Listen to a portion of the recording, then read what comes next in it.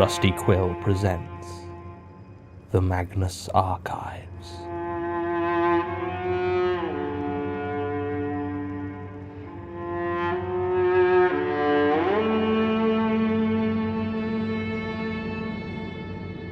Episode 29, Cheating Death.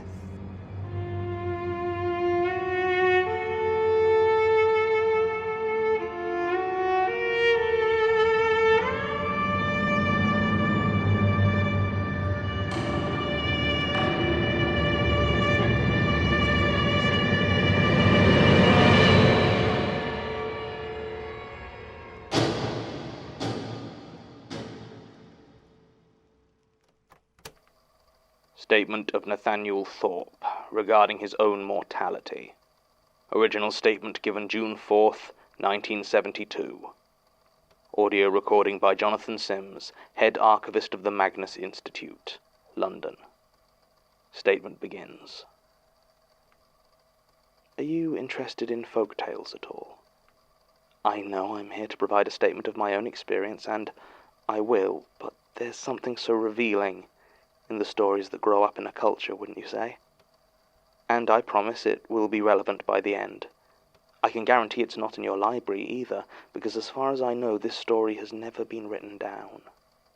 I'd do it myself, but there's a reason you're having to write this for me. One of these days I'll get around to learning my letters. Probably. But I'll still wager, illiterate or not, that I can tell you a story you haven't heard before, though the themes are some that dance their way through many of the oldest folklore you can find. Death, and games of chance. Well, if you want to win, anyway. Unless you fancy your chances of beating it at chess. But I'm getting ahead of myself. Once there was a soldier. A bold soldier. The sort you can find in any army, in any war at any time. Fond of drink, fond of dice, fond of whatever nocturnal pleasures might be offered.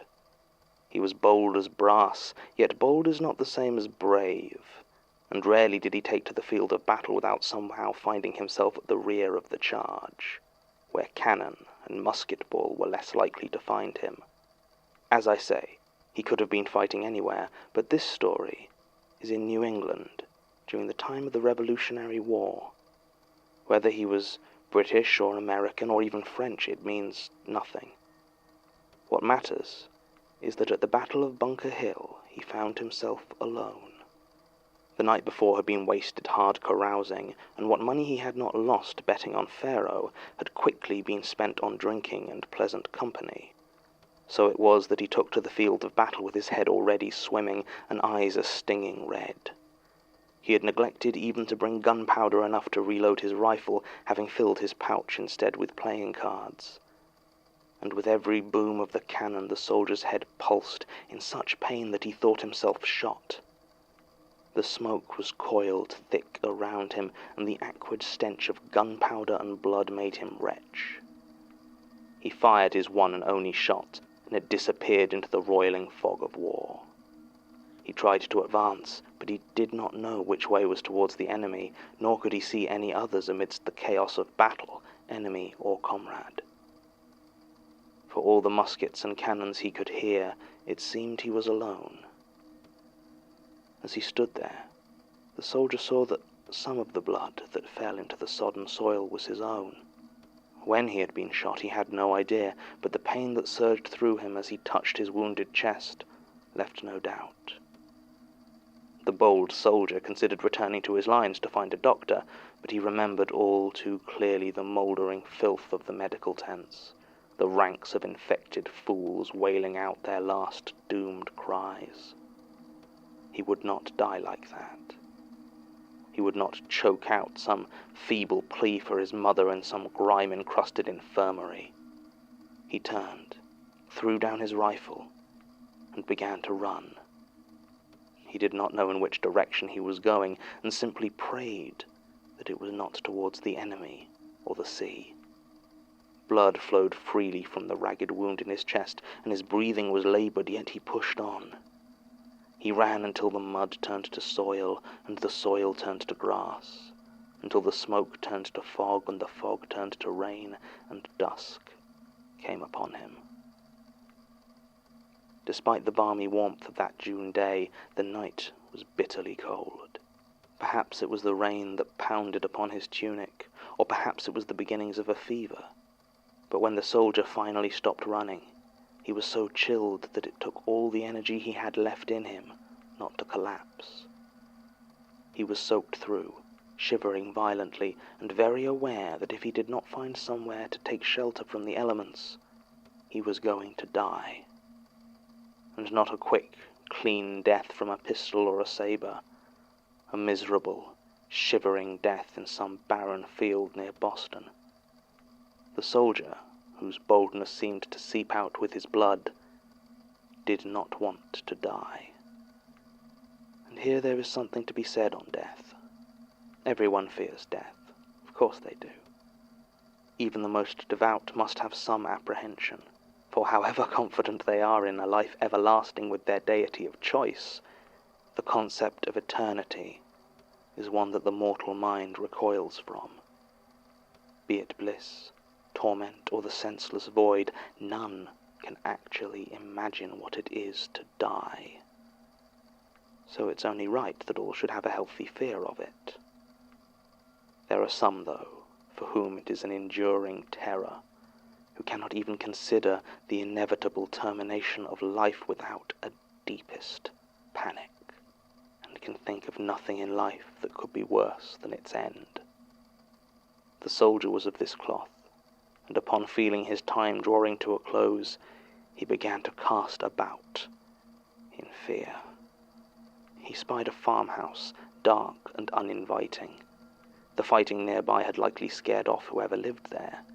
Desperate to get out of the pouring rain, the soldier tried the doors and found them locked tight. He broke a window, but with his wound he did not have the strength to climb inside. In despair, he looked around for another entrance, and spied the cellar door. It was not locked, and lifted with surprising ease given how heavy the wood appeared. He collapsed inside, half crawling, half falling down the rough earthen steps, until he found himself lying there in the dark, dry warmth of the basement. The soldier lay there for some time, unmoving, eyes shut, listening to the driving New England rain beating down outside. He breathed deeply, ignoring the pain from his wounded chest, and tried to gather his thoughts. What was important, he considered briefly, was that at that moment he was not dead. It was then he caught the scent of damp. Not the damp of wet earth after a hot day, but the cold damp of vaults and catacombs, slick with mold and glimmering nitre. He would have expected death to smell of decay, of rotting flesh and maggot meat, but it did not. And the soldier knew what it was immediately. Even before his eyes adjusted to the dark and looked to the table, before he saw the figure that sat there in a moth-eaten monk's robe, there was no reason to assume that what he saw was death, and not simply some forgotten corpse. But there was no doubt in the soldier's mind when he gazed upon it that he saw his doom embodied. Then it turned to look at the soldier, and what little resolve remained fled from his heart. He tried to run, but he got barely 2 steps before he collapsed again. Death waited patiently. To describe it as a skeleton would be to do death a disservice, for though the robe that sat in that chair contained only bones, it was not the skeleton that moved. It was death. The bones were old, so ancient and brittle that the slightest pressure or movement would have rendered them down to dust. They did move. Death was no more a skeleton than you are a woolen suit. Above all, it was old, older than you could possibly dream. The soldier began to weep. He cried and begged death not to take him, but death was silent. Now, as long as there have been people and games, there have been tales of those who gambled with death, some as metaphor, some as myth, but the soldier had heard enough of these tales to make his own last desperate gamble, and he challenged death to a game. There was silence for several long minutes before it nodded its head. Reaching into its robe, Death pulled out 3 things: a chess knight, a domino, and a pair of dice, each scrimshawed out of old bone. The choice presented was clear, but the soldier had enough wit about him to shake his head and reach into his pouch. He laid the cards upon the table and asked Death if he knew how to play Pharaoh. Death paused, as though considering, before it nodded. "Very well," it said, "and if you win, you shall not die." He replaced his totems within the mouldering robe and pulled out instead a small hexagonal pharaoh token, likewise made of bone.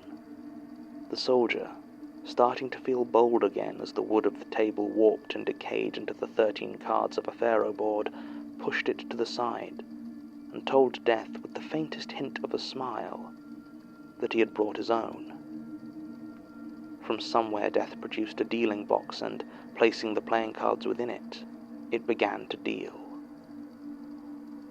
Pharaoh, or bucking the tiger, as the carnival hawkers would have it, is not a complicated game. Bets are placed upon the cards and the dealer draws 1 card for the players and 1 for themselves. Bets matching the player's card are doubled, bets matching the dealer's card are lost. There are a few other rules, of course, but if played honestly, then there is no betting game with fairer odds.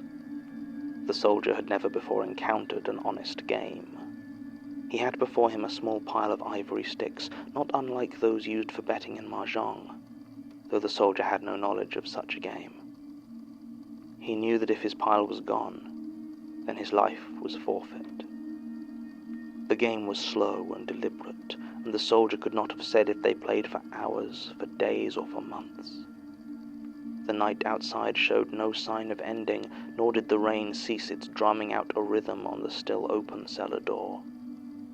The cards were placed slowly and deliberately by Death, and the soldier became more and more amazed with the revelation that this was the least crooked game of Pharaoh he had ever played.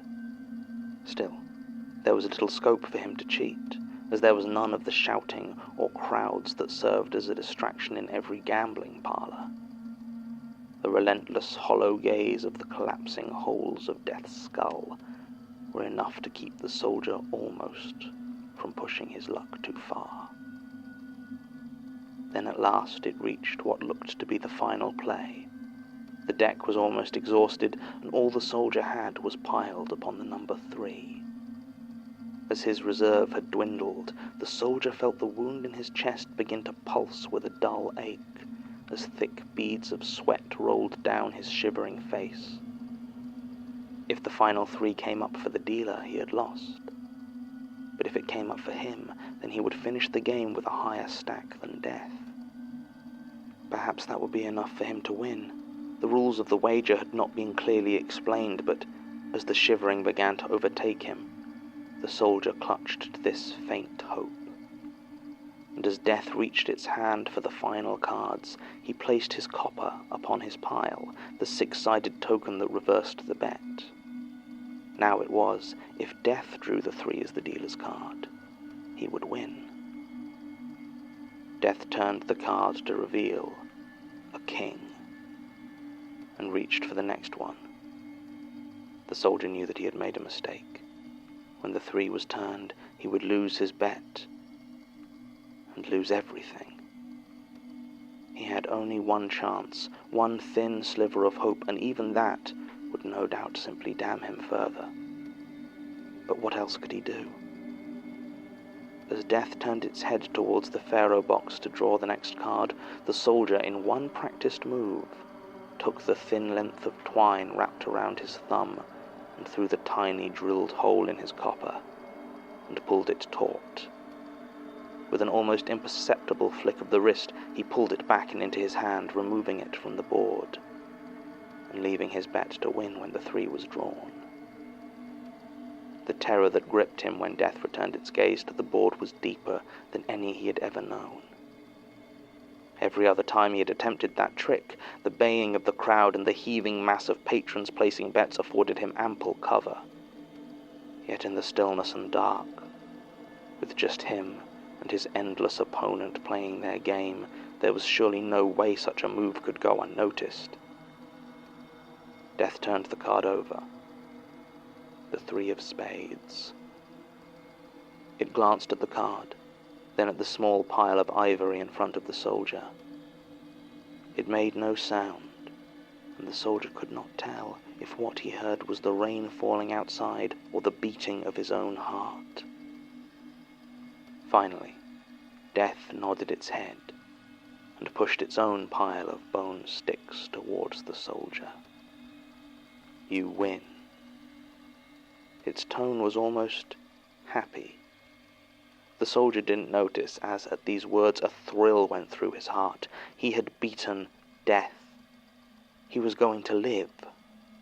He stood up, still giddy and feverish, but with such joy that he nigh on collapsed from the laughter that exploded from his lips. He staggered to the cellar door, expecting to see the sun rise after so long waiting in the dark. But the sky was still black. Behind him, Death waited. The soldier noticed the pain in his chest was gone, and took in a lungful of air. It was cold, damp, and tinged with a faint whiff of something metallic. It was only then that he really noticed the low, rumbling laugh that came from Death. He turned to see the figure still sat at the table, but now the old monk's robes were soaked with blood. The bones of the figure were red and dripping with patches of muscle appearing over them. Then he felt it in himself. Something was very wrong, an itching, burning deep within him, then a flash of intense pain in his arm. He grabbed it instinctively, but where he touched it, the skin and flesh beneath it came away in his hand like chunks of wet bread. Beneath it, he could see the yellow white of bone. His bone. Old bone. And the soldier began to scream. As more of his body sloughed off of him into crimson piles upon the floor, he looked up at where Death had sat. In its place he saw an old monk, bloody but whole, smiling at him. The soldier held out a now bony hand towards him in supplication. "You said that if I won, then I'd live." The monk shook his head. "No, I didn't." "The end, I suppose. Thank you for indulging me. You've been very patient. I'm well aware I came in to tell you my own story, and instead have rattled off some old folk tale, which you've dutifully taken down. I do feel now, though, that I'm at a place where I can tell you of myself. But for one final bit of context, I need you to watch this. Pay attention." Archivist's note. After this point, the rest of the page is covered in what appears to be a large blood stain. The statement resumes on the page afterwards in a somewhat shakier hand. Apologies for that. A bit dramatic, I know, but I always feel a demonstration is best in these situations. Are you feeling better now? Well, regardless, I think I should continue. Best get this down before someone comes to check on your scream. I've no interest in becoming a resident medical marvel. So yes, this is not a trick knife. You can check yourself if you want. Hell, stab me yourself if you care to. No? Fine. Perhaps I underestimated your curiosity. After I won my game of Pharaoh, I spent almost 2 centuries in that unhallowed state. I remember little of that time. I was not the only one, nor was I the sole embodiment of death. There were others, I think, in a similar state to me. I don't know how many, but we didn't come for everyone. I don't know how we chose our victims, or whether we were at the whims of a higher power.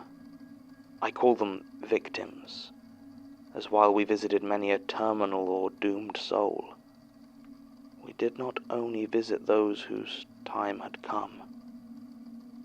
Some of them we killed ourselves. I remember my bone-sharp hands reaching into the throats of the old, the young, those who deserved it and those who brought nothing but love to the world. Some would choose to gamble, of course. The foolish ones chose chess. I was a master of every game, knew every rule. To select the one game with no luck in it at all was always folly. In the end, it was roulette that released me. Luck bended in my favor when I played with victims, but with a game so pure in random chance as roulette, well, eventually luck comes around, though I had to wait damn near 2 centuries for it to do so.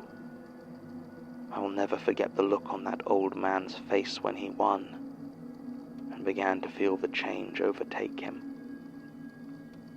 So now I'm here, and I cannot die. I can barely live either. Food and drink make me sick, and I cannot sleep. There is an aching inside of me, a craving for something, but I don't know what. I don't seem to age, but I've only been flesh again for a few years, so can't be sure of this. I have often wondered about whether I'm the only one like me in the world. I can't be. It doesn't make sense. I know there were others, but I don't know where. I can't decide whether this existence I find myself in is better than the death I feared so long ago.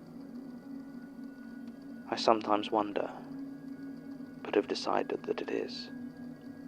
A living hell is, after all, still living. Statement ends. I've had the blood checked and it appears to be real, O negative.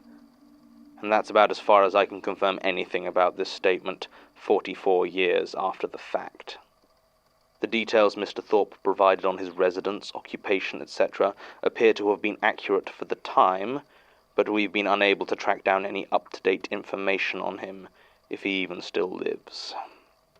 Fiona Law, the research assistant who originally took the statement, passed away in 2003 from complications following a liver transplant, and with 2 exceptions, no one else working for the Institute at the time is still employed here.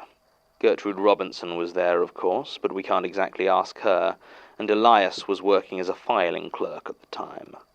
I followed up with him, and he does remember there being something of a commotion around that time about someone self-harming while giving a statement. Rumors said they'd cut off their finger or something, but he wasn't directly involved and didn't know much more about it. Aside from that, it's almost a completely dead end. The only other thing in the file can't really be considered a lead, especially as it's now gone. It was a small hexagonal token, about 1 inch in diameter. There were no markings on it, but it appeared to be made of very old bone. I was unable to determine anything further, as when I picked it up, it simply crumbled to dust in my hand. Perhaps that's fitting. End recording.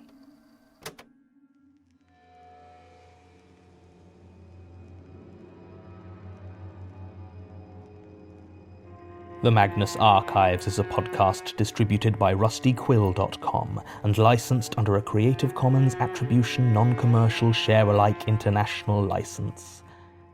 Today's episode was written and performed by Jonathan Sims. It was produced and directed by Alexander J. Newall. To comment on episodes, make donations and view links, images, videos, and show notes, visit rustyquill.com. Rate and review us on iTunes, visit us on Facebook, tweet us on Twitter @The Rusty Quill, or email us at mail@rustyquill.com. Thanks for listening.